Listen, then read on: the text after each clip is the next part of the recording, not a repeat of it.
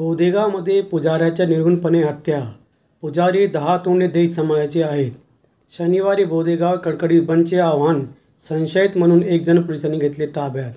शेवगाव तालुक्यातील बोधेगाव येथील पहिलवान बाबा मंदिरातील 26 जानेवारीपासून बेपत्ता झालेले पुजारी नामदेव रामा दहातोंडे यांचा निर्घृणपणे खून झाल्याचे उघड झाले असून रात्री मुंडके एका विहिरीत सापडले, तर आज शुक्रवारी सायंकाळी 5च्या सुमारास दुसऱ्या विहिरीत उर्वरित शरीर सापडले आहे. या घटनेमुळे बोधेगाव भागात एकच खळबळ उडाली. बोधेगाव येथील पहिलवान बाबा मंदिर गावापासून सुमारे 3 किलोमीटर अंतरावर एक बुजरी लगत असून मंदिरात गेल्या 14 वर्षांपासून सेवा करत असलेले पुजारी नामदेव रामा दहातोंडे हे दिनांक 26 जानेवारीपासून गायब झाले होते.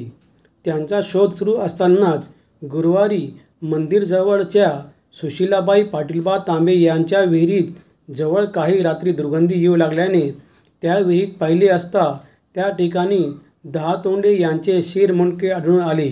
ग्रामस्थांच्या मदतीने ते रात्री विहीर बाहेर काढण्यात आले. या घटनेमुळे खळबळ उडाली असल्यामुळे भाविकात मोठा असंतोष निर्माण झाला आहे.